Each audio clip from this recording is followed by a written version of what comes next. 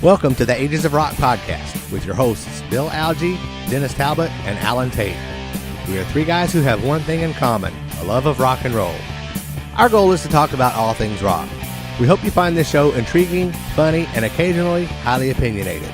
Enjoy! Welcome to the Ages of Rock podcast. It's Dennis, Alan, and Bill, and we are here at episode number 171. Yay. Holy moly! Crazy. And I'm a little excited. I don't know about you guys, but we are having a very special guest on tonight. I looked around, tried to find some interviews that she's done. Can't find very many, so we're going to be pretty lucky tonight. So on the show tonight is Orianthi. Getting lucky with Orianthi. The guitar virtuoso for Beat It from This Is It for Michael Jackson. She's done some Alice Cooper work, some great solo stuff, and she's working on a new record right now. She's going to talk to us about it. So she's pretty active. So one of my favorite videos of her is when she did Voodoo Child on some outdoor concert. I don't know. It's on YouTube. You'll find it somewhere. It was some festival. Man, I'm tell you what, she just tore it the fuck up. Okay, so we talk about shredding. Yeah. Vinny? She is a shredder. She is a shredder, which is, great. It's awesome. So, plus she's a really good singer too. So we're going to have her on a little bit. That was the thing that I went through her catalog this weekend, and I was very impressed. Yep. Awesome. So let's see. What do you guys got? You got anything for a pre-show tonight? I do. What you got, man? Sunday, Laura and I went to see Rocket Man. Oh, tell me about that. Don't give us too much details, good or bad. I already know about it, but go ahead. Well, stop talking, and I will. Oh, I guess I can talk now. Actually, Rocket Man was really good. It's a musical. I mean, there's a lot of singing in it. The guy that plays Elton in the movie actually does the singing in the movie as well. Right. So it was a good movie. I really liked it. Some people had some complaints about certain scenes, but once I saw the certain scene that they were complaining about, I didn't see what the big deal was because the scene was, maybe a minute long. Just shut the fuck up and close your eyes. But somebody is interjecting out in the hallway there, which she's trying to steal my thunder here. Actually, I'm still in her thunder because she brought up a good point that after the show is done in its theater, I can see it becoming a musical and being on Broadway, being a touring thing, Right. So, because, there was a lot of singing and, there's a lot of dancing in it as well. But I'm not, it's the same thing with Bohemian Rhapsody. I'm not a big enough fan of Elton John to know how accurate the timeline was. Right. It seemed to me that the timeline was accurate, but again, I'm not a big enough fan to know the minutia of the details of his life. So I thought it was a great movie. If you get a chance to see it, go see it, but make sure you go pee first because it's a little bit. When you got to pee, it's a really long movie. Okay. The thing that I heard about it was, they were talking about, everybody's always, of course, they don't even compare it. They just don't give it its own merits. Of course, they got to compare it to Bohemian Rhapsody, which. Well, that's because Bohemian Rhapsody came out first. Right. And I'm sure if Rocket Man came out first, people would be comparing Bohemian Rhapsody to that. I don't know. But the whole thing about Rocket Man, and this is not giving anything away, this has been what everybody's been talking about, and they've talked about it beforehand. It's not, if you want to go in to see how the history of Elton John or see how he wrote these songs and what happened, you're not going to be, what I'm saying, the creation of these songs, you're not going to be happy. This movie is about the music. What I was wanting to find out, though, this guy that played Elton John, he swerved. Man, that just derailed hard. Seriously, is he the guy from the British? Couldn't tell you who that guy is. Yes. But the thing was that I liked about it was that Elton John said from the beginning that he sang these songs himself. It is his voice, and he actually did his little take on his own music, which was, Correct. and he was cool about that. That is correct. But like the whole point about, like you said about this show is, it's not a biotopic. It's basically a musical using his songs to show his life and go from there. So Well, I think seeing it's as awesome. his songs are his adult life. Right. But the thing was, he wrote the music. Of course, Bernie Tobin wrote most of the lyrics, or all the lyrics. Well, no, I think there was maybe one album that he put out. Was there Bernie one that didn't he? write. Yeah. Okay, see, I didn't know. I thought Bernie was with him all the time. I didn't know about No, that. I So. think there was a period of time where they went their separate ways. Someone And will it correct didn't me. last long. Someone will correct me if I'm wrong. I'm sure, but it seems that I had heard a long time ago that there was one album that Elton did without Bernie. But anyway, I'm looking forward to seeing it. Probably go see it this weekend, and like I said, it's going to be. I think it'll be good.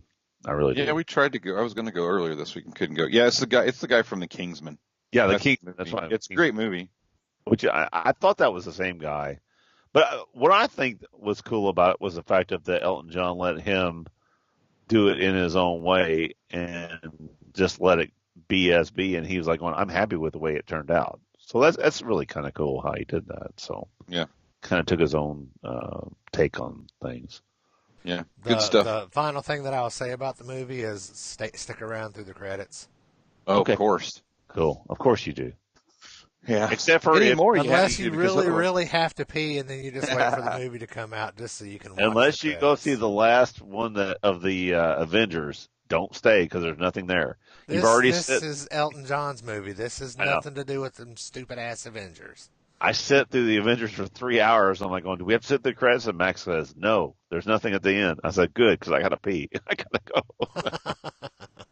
3.5 hours. What you got, Dennis? Tell us about any records. Okay, I went record shopping this weekend, and I got, guess what? At least what? I bought out the fucking place, I guess, 2 weeks ago. There's nothing there.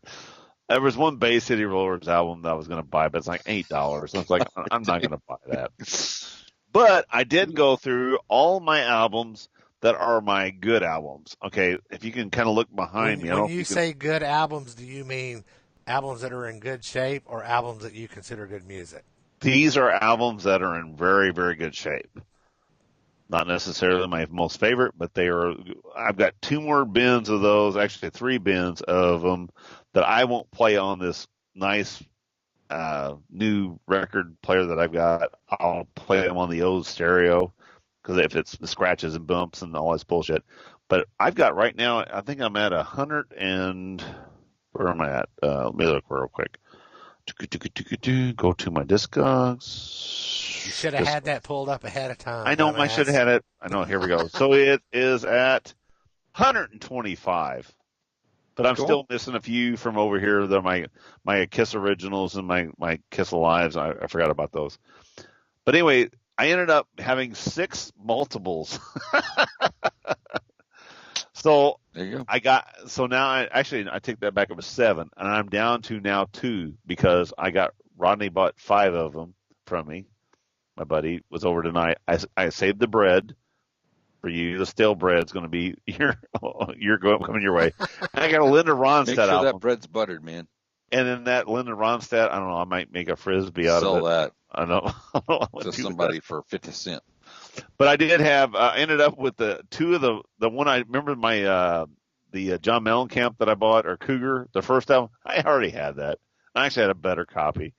But I had ended up I traded one of them for the cover to the sleeve. I got the best of the best, and then I sold to Rod gave him $5 for 5 albums, just to be nice. So that's what I did. So there you go. Yeah, that was my record buying. But there is a big announcement for us here in Evansville. We are getting Alice Cooper coming in on the night of before Thanksgiving, which is the 27th of November. Is that right? That sounds correct.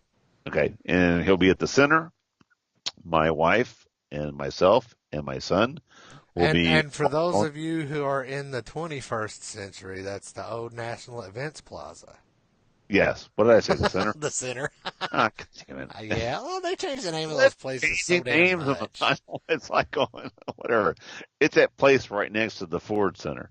Anyway, so we're going to be there seeing as a family. That was the first concert that I took a Max to, and we're going to take him again. He wants to go again, and we're going to do it as a, nothing says family more than an Alice Cooper show right before you eat turkey. So there you go.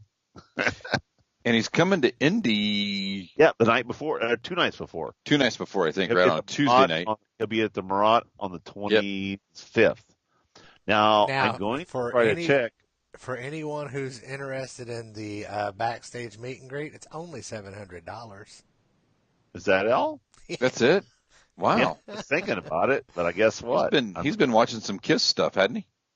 But I do have a friend. I do have a friend who is a member and lives at Victoria National Golf Club. So I may try to play golf that day. Actually, on the 20. When was the last time you played golf? There are like 15 golf courses around here. What makes you so sure that's the one he's going to be at? That's the last one he played at last time. It's the nicest golf course in the area. Well, he'll pick a different one now because I'm going to text him. Hey, it's Alice, in November, Dennis. You morons. Last year when Alice he golfs every day, he doesn't care. I know. But Alice came last time. He played with the golf course won't be open. Well, he plays with Steve Chancellor. So I need to find out where they're going to be playing, and that's who you played with last year. So I'm going to try to hook up. Who knows? Okay, good luck with that. Yeah, I know. I'm a shitty golfer. You're going to need it. But I will see Alice. I'm glad to see him coming to town. I'm glad to see us getting some sort of concert that is decent. So that's what we need. Okay, all I've got is I watched our friend Lee Westy is at a show somewhere in the Atlanta area, I'm guessing, and it was the Ronnie James Dio hologram. I watched her live stream, or I watched part of her live stream of that. Yeah, I watched part of the live stream of that, and then it was Ripper Owens, and it was the guy from Lynch Mob, and I can't think of his name. It's a 3-letter name too. But I thought the hologram was kind of cool. I like the way they did it, and I think it's kind of neat. I don't know if I'd go pay like $50 to go see it, but I didn't think it was too bad. I thought it translates better live than it does on the screen because I didn't like the way it looked on the screen at all.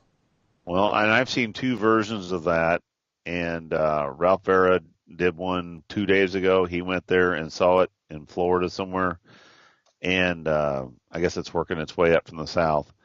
And I did watch Lee's. Lee's did not look as good as Ralph's did on video. Her sound sounded better, but the video looked better on Ralph's. I showed it to Kelly actually right before we started this podcast, and she was like, "That would be a good thing for you guys to talk about." Would you go? Because I was like telling her, I said, you know what, I would almost see this if it wasn't more than $20. I'm not going to spend. You're watching a hologram. You're seeing a live band, but you're also watching a hologram. It's like. Do you think the hologram is lip syncing? Oh, I know it is. But it won't kick a phone out of your hand. I guarantee you. It might. I don't know. But anyway, I thought it was kind of cool. Depending, I might go see this because I've seen a hologram. I saw the Michael Jackson hologram at Michael Jackson 1 in Vegas, right. And it was really cool. I mean, we were so far. We were in the next to last row in the back. So right. It literally looked like he was standing there. It looked that good. So anybody, you never know. Been to Universal or to Disney World, you've seen these holograms. I mean, they've been out for years. I mean, and they do look real. I mean, if you're sitting at the right point in the audience, they look just like the people who are standing there. Now, throw that in with some live people playing along with them. I think it's a good idea. It's just a matter of what it looks. From a phone video, you can't tell. Us making any kind of a judgment on that, it's hard to tell. But I think if you're seeing it, it may be something really different. I just don't know. I would try to go see one just to say. I've been there. Yeah, I mean, it depends on how much it is and what else is going on. But yeah, I would go. I think it's pretty cool. We'll see. All right. $20. I don't have anything else. You guys have anything else? Let's talk to Orianthi. Hello. Hello, Ori. How are you? I'm doing great. How are you guys? Doing well. Thank you for taking some time to be on our show tonight. Thank you for having me. So there are three voices you'll hear, Ori. One is I'm Bill Algie, and I'm Dennis Tate. Talbot. This is how professional we are. So anyway. Wonderful. So Nice to meet you guys. awesome. nice to meet you too. I didn't get the third one. You've got Bill Algie, Dennis Talbot, and Alan Tate. Cool. How are Very. you guys tonight? You doing good? Doing very very well. Doing well. It's been beautiful here. So we're in Indiana. So Yep. I think you're in Nashville, right? No, I just came back to LA. So Oh, you I've been just over here came for back. rehearsals. Yeah, I just got back for some rehearsals for a private show with Roll Machines, which is going to be fun. And then I'm working on some new songs for the next batch. Go back to Nashville on the 17th to finish up my album, which I'm so excited about. So yeah, brand new record. It's rock. It's kind of experimenting with a new sound, and I haven't released a solo record for quite some time now. So it's been great to sort of just, I don't know, be really excited about music again and just get into the studio, be creative. It's wonderful. So Yeah, tell us about the record and when it's coming out and the title and all of that good stuff. Okay, I'm not going to give the title away just yet because we're sort of going back and forth about, that one. But so the record I'm making with Marty Fredrickson in Nashville, and I've known Marty now for quite some time. We started writing in like 2007, I think it was, and off and on. And I was over in Nashville writing actually to make a pop record to begin with, pop urban record, which I said to everybody, I'm making this because I was experimenting, as you do. And I was spending it with like urban beats and stuff like that with guitar sounds. And, it just wasn't, it excited me in the beginning, and then it just kind of didn't after a while. And then I was like, I don't think this is the right place to be, So I worked with Marty, wrote a song called Rescue Me for the record. I was over there during the pop writing thing. And he just said, you just make a rock record. Just make something that you want to make. Just don't overthink it. And I got back to LA and I was like, you know what? He's right. So I texted him and I'm like, hey, would you produce my record? Let's do it. And that's kind of how it happened. So I went back there and yeah, we did 5 songs in like 10 days, and Nikki Sixx called up with some amazing lyrics for it as well. So we wrote a song with Nikki, and I'm a big fan of his writing. He's such a great lyricist and brings that edge to it, And so yeah, it's kind of got these sort of bluesy kind of undertones and sort of, it's very every song has a different theme to it, but it all is very cohesive sounding, Great. So you've wrote 5 songs so far, or 6, and you've got 5 more ready to go? Well, yeah, I wrote quite a few actually, but 5 have been recorded. And we worked on a couple more ideas, and I'm working on more ideas tonight actually right now. And yeah, we're going to finish it up when I get back there. So another 5 more. And I'm just so stoked. Desmond Child came in too as well. And we've just been, as I said, it's mainly like Marty and myself, like writing, this and molding a sound, that I really wanted, which is very rock based. It's got a bit of blues there, but I wouldn't, a bit of electronic stuff going on there too. So I would say it's kind of a mixture of sort of Muse meets sort of Hendrix kind of, but then again, it's got like a kind of a pop flavor to some of the choruses as well, and Prince. I've been listening to a lot of Prince and Jeff Beck, and so just experimenting with guitar tones. It's been really exciting to do that. So is this your first time recording in Nashville, or did you record in LA before and then just? No, so my second record I made with Dave Stewart at Blackbird Studios in Nashville. So he convinced me to go over there. He's like, you got to come to Nashville to record. It's amazing. So I went over there with my sister, and he was making his record at the time. It was a really funny story. He called me in. He's like, come over, come and hang. So I was like, all right. So I got up to I think I was touring with Alice Cooper at the time. No, I wasn't touring with Alice. I was doing something else. I think touring my own stuff in Japan. as I had some time off, brought my sister over to Nashville to Blackbird. He was recording there with John McBride and his own band and everything. And he was recording this one song called Girl in a Catsuit. And he's like, you got to play the solo for this. And, you know, he's giving us all like martinis and everything. So I had like 2 martinis. He's like, now it's solo time. I'm like, what is going on? I don't play solos like this. So he's like, go into in the room in the back and then, you know, just play a solo. And I'm like, what key is it? And no one heard me. So I was like, okay, how? So I go in there with no like cans. I'm hearing the song from the monitors coming through the door, right? And I'm in there with my amplifier and put down the solo. And somehow I played it in the right key. I have no idea. And then it was called Girl in the Catsuit. And then I just had a really good time actually hanging out there. And I saw the studio and I'm like, wow, I'll make my record there. And then I got a call from Hyundai to do a commercial. And then, you know, they gave this money. So I just paid for a record. I'm like, let's just do a record over there, Dave Stewart, and have the best time recording it in a live room with all the, you know, great session musicians in Nashville, like Tom Bukovac and everybody plays over there. And I just loved that. It was really inspiring. Then literally when I finished that record, I got a call from Alice Cooper to go join his band. So I never really promoted it much or anything and just sort of did it and had a blast and then kind of, you know, sort of put it out and did a few things with it, a few press things and touring. But it was, you know, Alice Cooper for 4 years, which was amazing. Celebrating Halloween with an incredible entertainer, and you know, they became my family. I love them. Yeah, night after night, Halloween, night after night after night. Oh, it was. I was an irritable zombie. They called me Scary Anthi. I was like an irritable zombie that was like running around with blood all over my face and arms and different things written. And it was, you know, I got to tell you, it was like dodging real swords, pythons, not getting trampled on by Frankenstein and evil balloons and confetti cannons. And, you know, it was always, it kept you on your toes, you know. I mean, it was a 2-hour set, you know, non-stop.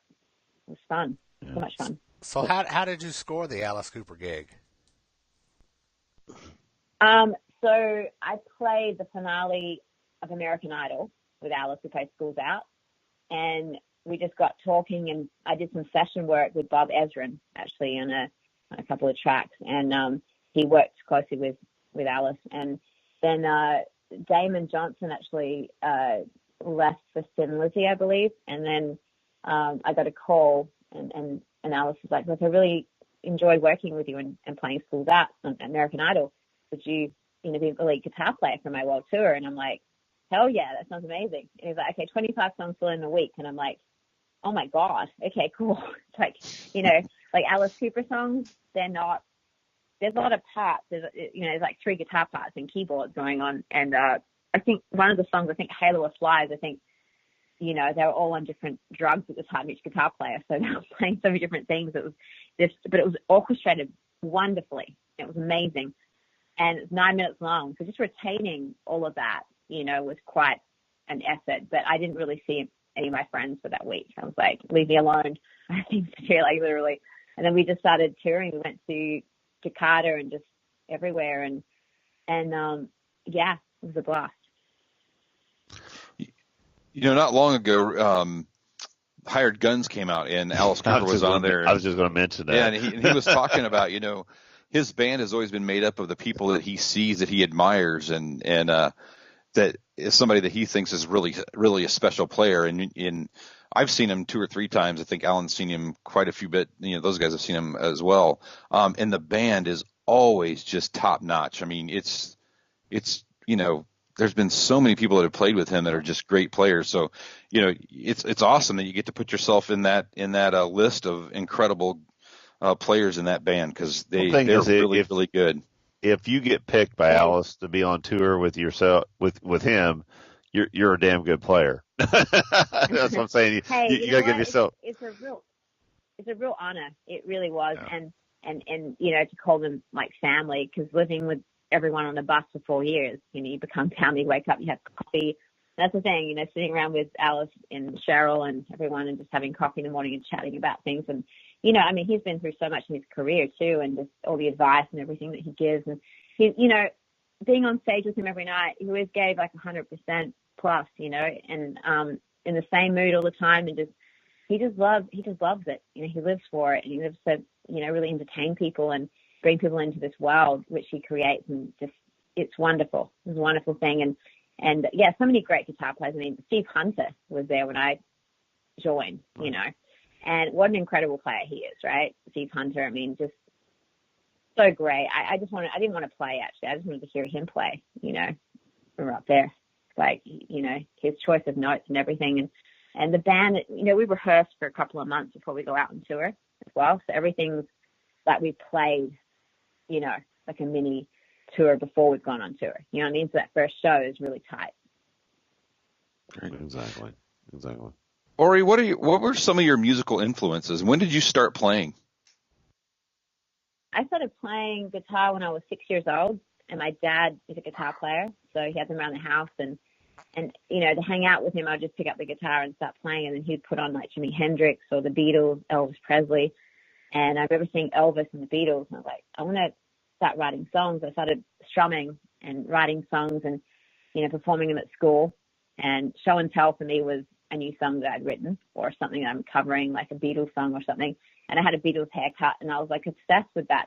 I kind of grew up in a time warp, I think, because everyone else at school were, you know, listening to Backstreet Boys and, you know, like, I should take New Kids on the Block and, you know, stuff like that. And I was listening to, like, the Beatles and B.B. King and Elvis Presley and trying to start bands at school with flyers saying, influenced by, you know, these artists. And people and kids were like, who the hell is that? Like, this person's weird, you know, and I'd come in, like, dressed, sometimes as a hippie, you know, dressed, like, with, you know, when I got into Santana's music, I would come with a bandana, with like a tie-dyed shirt on and everything, and yeah. I call that good parenting. That's called good parenting. Hey, my parents were very supportive and loving. I honestly look at some of the stuff I used to wear to school and just how I was, and I was an easy child. I was definitely, you know, kind of, you know, hoping that I was growing up in the 60s or something. You know, I don't know. Exactly. Here's a question for you. Like I said, I'm a guitar player, and like I said, I've seen the stuff that you play. What was your first guitar that you ever had? Your first electric guitar, say. First electric guitar? Yeah, first electric guitar. My first electric guitar was when I was about 10 years old. It was a red Fender Stratocaster, which I got at the Rock Shop in Adelaide. I remember it. I walked by the store and it was in the window, and I was like, I really want that guitar, and I got it, I think, for my birthday, and I just was obsessed with it, and it was this beautiful, like, red color, like cherry red, you know, just beautiful, and it just played great, you know. I never put it down. I'd rehearse I'd be practicing in my room for about 5 or 6 hours a night, you know, just trying to learn different solos of the Eric Clapton, Jimi Hendrix, you know, a lot of different Seabury Vaughan, you know, and just like learning the solos, whether it be on a vinyl or cassette or VHS. And, you know, I remember wearing out, you know, my second electric was an old PRS Custom 24 from the old factory, the 1980s factory, you know, and it was really heavy, and it kind of had a really super thin neck, but really high action, heavy strings, because we bought it off a country player in Adelaide, Australia, and he had actually all these like scratch marks on the back from his belt buckle. He was playing country music, and it's called rash. He was like, what's that? It's called rash. Get that belt buckle rash going on the back of it. Yeah. Oh yeah, there's all of that. But I loved it. I was obsessed with it because I got it because of Santana. You know, I went and saw Carlos when I was about 11 years old, and he played Europa. Right. And when he played that, I was like, I want to play electric guitar. And then, you know, it was, you know, kind of the first Fender, and then I begged my dad for a PRS guitar. I was like really bratty about it, and he, you know, we got one, and I was like over the moon with that. Yeah, of all my guitars that I've got right now, I've got a PRS 22 Custom that's has a top 10 top. Of course, over time, my case looks like it's been through a wood chipper, and my top 10 top doesn't look very pretty anymore because it's got chips and bings and bings and bongs because it did 8 years, you know, out on the, you know, playing in bars and everything else. Yeah, but it's been the best guitar that I've ever played. I mean, it's the nicest guitar, and it still plays my wife, when I bought it, I was going to buy a brand new Les Paul. And she was like, why don't you buy this PRS? I go, oh, those are just overrated. They're too expensive. I'm not going to buy one of these. And then I played it, and I was like going, this is a nice guitar. So I bought it, and like I said, it's been one of my favorite playing guitars. And they really are just wonderful, right? They're awesome. The only thing it's missing a tremolo. If it had a tremolo on it, it would be the perfect guitar. But it doesn't have a tremolo. Okay, you got the yeah. Yeah, I like them. I got a couple of the stock tails, but I must say I do love the tremolo. And I had a couple of PRSs fixed with the Floyd. And it's got the three knobs where you have to use a knob to turn your pickups through the front to back. Yeah, the selector knob. So, but it's a wonderful guitar. And I think you've got some coming out with your name on it. Oh, well, yeah. I mean, I've developed quite a few with two that were available, SD models with PRS. SD models, right. And that was a couple of years ago, yeah. We created them, and they had HFS pickups, and they had like the kind of the wide sort of thin neck, and they're very playable and wonderful guitars. They really are. I mean, these ones were made affordable for for kids, for adults, everything. But I spent quite a bit of time with Paul developing them and creating them, and also the way they looked and sounded, everything. I was so happy with those. And then I just recently developed one with Paul, this purple PRS, which I use a lot with my O symbol on it. And, that one has some really special pickups on it. And the whole write-up's actually on PRS.com. If anyone wants to go on there and check that out, because it's, that was a fun. It took about a year, I think 7 months maybe, to create this guitar with Paul. Wow. We spray painted it like 3 times. It's spray painted like, I think, silver, pink, and purple. So when it hits the light, it has like this very cool, gradient on there, and really reflective. And I think I've been talking to PRS, and they're like family to me. I've known them for a long time now, and we're going to be creating a couple of new models really soon, which I'm excited about. So, that'll be awesome. I'm not going to say too much today. Yeah, I'm not going to say too much because once we get it all underway, then I will. Then we'll have you back on at that point. Yeah. Hey, what about your back and forth? Exactly. Yeah. I'm sorry? What about your so as far, I know you're a big PRS person, but as far as amplification, what's your go-to amp? I'm using orange amps right now, the Rock Reserve Mark III, which I love. Everybody's going orange. It's crazy. What's that? Yeah, everybody's going orange. My friend Pat, he used to work when I was using Gibson Acoustics. He used to work over there, and he contacted me. He's like, "Have you tried orange?" I'm like, "You know what? I really haven't. I've been through all different amps, and recently like Marshall, EVH, everything. And I was looking for something that had a little more kind of bite to it and more presence to it. And he said, look, I'm going to send you this amp. Just tell me what you think about it. And I plugged it in, and I was like, wow, this is incredible. This is exactly what I need. And I don't know why I didn't try it. Maybe it was the color. I have no idea. Like I just kind of bypassed the whole orange thing, and I must say these amps are really amazing. So if anyone's looking for that kind of, just clarity too, you can have enormous amount of gain, but you can still hear the notes, which is amazing. And you've got the reverb, everything. The one thing that was a little confusing for me was the symbolism they had at first in the dark. Instead of saying volume, all that, they have different sort of icons and kind of, sort of scribble things. But it's cool. I mean, it's very, as I said, very projective. It's amazing. And they just made me a custom gold snakeskin one, which I'm really excited about. So, and it sounds amazing. So people check that out. Yeah, I know what you're talking about. As far as like the knobs, they got like instead of a volume, they got some kind of other name for it and what have you.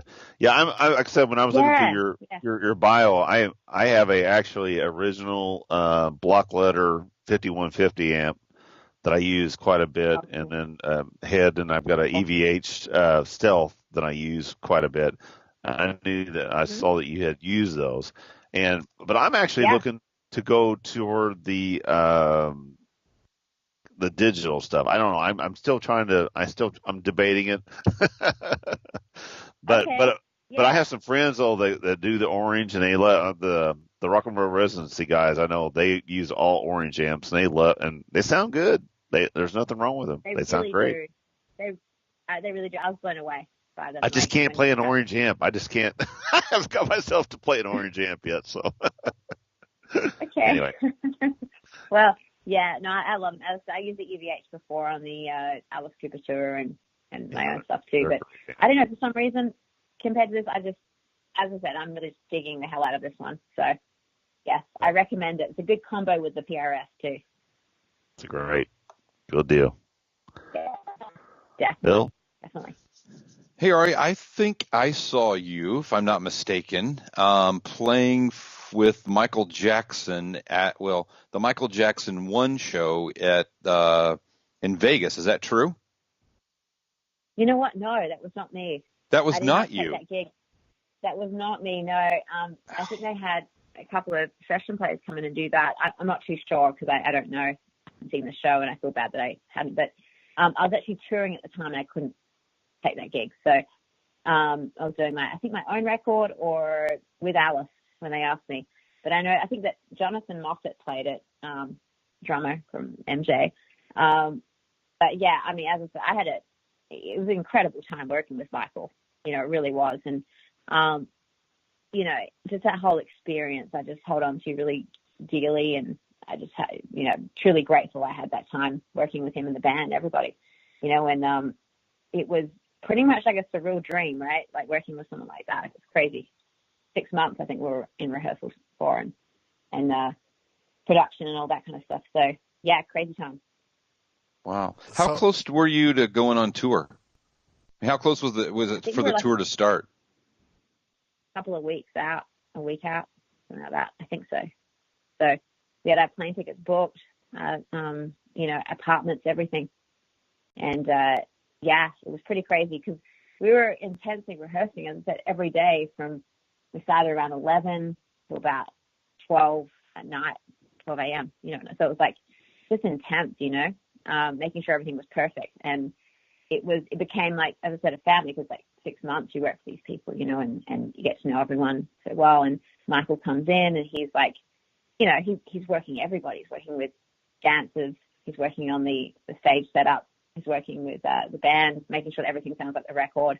He was an incredible entertainer, you know, in person and really, really sweet. And, you know, as I said, true honor with that whole experience. But it's really hard for me to watch the film and all of that. And I just try to hold on to the great memories of, you know, everything. And how did you come about getting that gig? MySpace. That's really weird.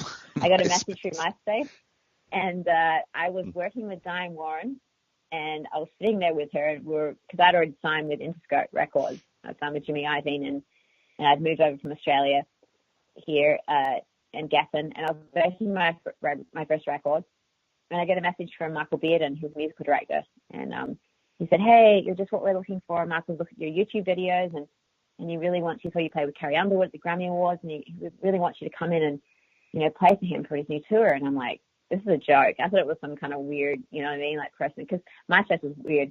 So I read it out to Diane Warren, and she's like, "Oh, wow, that's cool." And then Michael called me, and he's like, "Yeah, will you come in and play Beat It and Dirty Diana tomorrow? I want to be starting something tomorrow afternoon at, you know, center stage."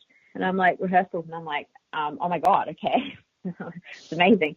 So got to learning Beat It, and, you know, being a Van Halen fan, but not really, you know, I wasn't that much into that kind of shred and tapping and all that kind of stuff. I'm more of a blues player, blues rock player. So I really just had to sort of step it up and get in there and try to learn that solo, but at the same time not try to fill his, I mean, you know, you can't, it's Eddie Van Halen, like fill his shoes or step on his toes or anything.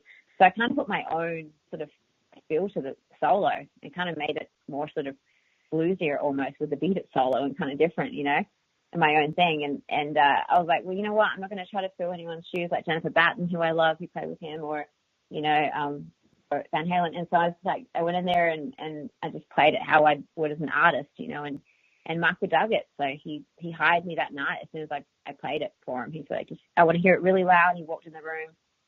I don't think I've been that nervous in my life, actually, to be honest. Like, you know, that was really nerve-wracking. I was like freaking out, I remember. So I got through it, and he was happy. And that was just a really special evening. We were all just like in the band celebrating, and to get to work with a legend like that. So that's fantastic. So cool. That is a fantastic story. That's cool. Man, on that tour though, Ori, whenever you guys were going to be playing, I saw some of that video, or we saw the video, the documentary about that. The band, were they on stage? I mean, I know you guys were on stage, but I know how much choreography that he had going on with other people and the different stages and all this stuff. My hands are moving up and down, and you can't see them, but we're on video.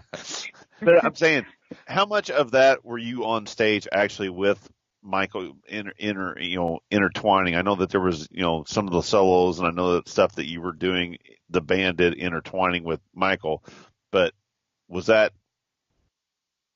how much of that percentage? I mean, was that quite a bit, or were you kind of in the background? I'm trying to word that right. I don't know how to say that. I think what Dennis is trying to ask was, were you choreographed along with the dancers? There you go. That's what I'm at. There you go. Oh, I wasn't doing all the dance moves, my guitar, that's for sure. But we all had our moments, in the band. So, sure. when the guitar was the prominent sort of feature in the song, then he would want me to follow him. And, that was it was interesting because playing the beat it solo is, it's not an easy solo to play. So then I got to run across and follow him as I'm playing it. You know what I mean? And walk across the stage and try not to trip over. And there's a lot of stuff that goes in, it's like, and yeah, that was and then, what was the other one? Black or White. That was another one where he had me running across the stage into like this kind of, dry ice situation with fans on this grills, and I had to run the other side of stage and follow him. And he ran fast, and I'm like in heels and stuff. So I'm like going, and I've got a guitar on me. So I'm like, and playing. It's like the whole thing. I'm like, okay. It's like, dude, it's like, dude, I'm playing a lead and I can't moonwalk at the same time. I can't do this. And I'm in heels. But then there's no and Prince did it. So I'm like, Prince running around these hills and he's dancing and stuff like that. But it's like, I was rehearsing around my place at the time with my dogs with my guitar lead. I got an extra long guitar lead, and I would rehearse running around my place with the guitar playing the beat it solo. My neighbors hated me, and they were like, who the hell has moved in next to us? Because it was like constant, all the time. Because I just wanted to get it right, and not be looking at the fretboard as much, and kind of just being more aware of the surroundings and watching him, because he would, be pretty unpredictable every, given moment. He could move around, and you didn't want to fall over or crash into somebody. So they did knock on the door and say, do you know any other songs? Yeah, there was a few others I was rehearsing too, but predominantly that one, because it was like trying to, run around and play at the same time, I'm sure if you'd have said, I'm sure if you'd have said, I'm practicing to play with Michael Jackson, they'd have went, okay, never mind. Yeah, right. I had my Pomeranian dog barking over the beat it solo. They hated me really bad. They did. But they were really happy when I moved out. Thank God. So, yeah, but crazy times, good times though. Yeah. Grateful for that. Since you've been in Nashville, have you been able to sit in and play with anybody down there that's been pretty unique, or that you didn't think you'd ever get to play with? I haven't jammed. No, I might though at the end of this recording session. Once I get this album done, I might go out and jam. I was asked to jam the other night. Chuck Barrett from Alice Cooper has his own band called Bisto Blanco, and they were playing a gig down there at the basement, and he asked me to jam. I was leaving a couple of days before, and I was done because I really wanted to. You know what I mean? It's like, you walk down Broadway, or you just go out to get a drink or whatever it is, and there's music everywhere, and that's what I love about that town. It's like it's just all about music, and I think I'm going to move there pretty soon, because I've been in LA now for 15 years. And everybody's moving there. I know they are, and I sort of feel like I know why, because you go there and you just feel the vibe, of it being alive and happy and creative. And here in LA, it sort of feels like a bit different these days. So yeah, I may move. I think it's going to be good for inspiration, and also I want to get some chickens, so I'm just kind of play some music, get some chickens. Hot chicken, gotta get some hot chicken and some barbecue. No, I'm vegetarian. I don't cook. Yeah, no. Never mind. See, I used to eat chicken, but then I watched this horrific documentary which would turn anyone vegetarian, I put it on with my mother when she's over here. I was like, okay, I'm not eating meat again. Like, I'm not. And I made that decision. And I love my burnt chicken, believe me. I own them as pets, and I used to eat them. Not my pets, but, you know, yeah. You know, yeah, but that's what I'm going to do, you know, have kind of a mini farm situation going on and create music. And that sounds like the perfect life to me, you know. Well, you know, it's Nashville's just become the, you know, what the 80s was in LA has become, you know, the 2019s and or 18, 17, 18, 19s in Nashville.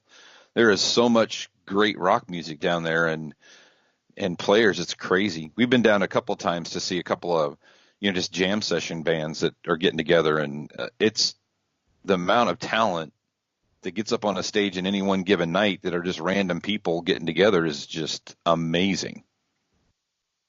Yeah, so many, and I just love it. Just so alive with music. As I said, you know, you're out there during the day having lunch and there's a band playing. You know, there's a songwriter playing across the street or whatever it is, and it's great. You know, they're so talented, and you know, I played actually down there quite a few times doing the Skyville live show, which was a fun show. I mean, we all sat around on the tables and, you know, eating, and then you watch, like, Billy Gibbons was playing. You know, I'd get up with him and jam with him, and then Melissa Etheridge would get up, and it was all filmed live. You know, it was like an open jam kind of thing. And I played Sharp Dressed Man with him, and what else did I play? Something with Melissa Etheridge and my own thing, and it was just, yeah, great musicians, amazing musicians down there, like the session people down there, so great.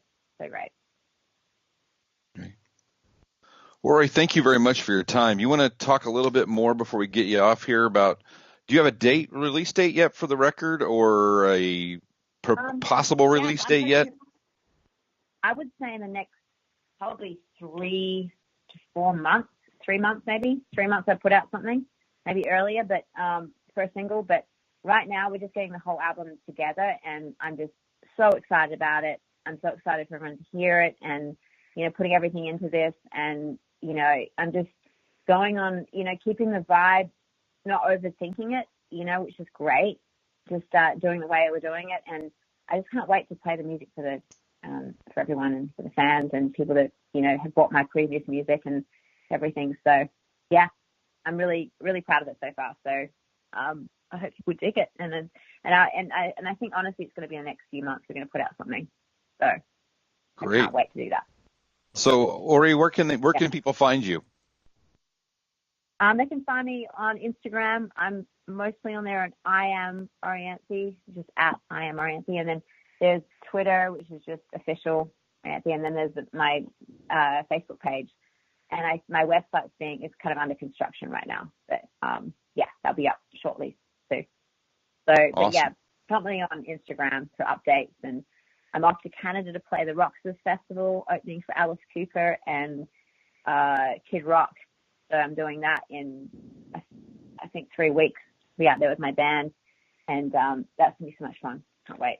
Cool, great. All right. Well, thank you very much for your time. We really appreciate you taking some time out and being on here with us on this evening. And this will come out in a couple of days. And we're just glad you had some time to spend with us. So thank you very much. Hey, thank you guys. Thank you guys so much. Thank you so much.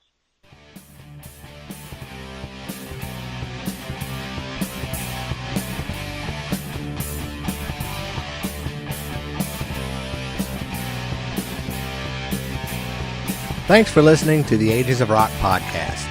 If you haven't done so already, be sure to subscribe to our YouTube channel, like us on Facebook, and most importantly, tell all your friends. Remember, you're never too old to rock. Until the next episode, peace out, folks.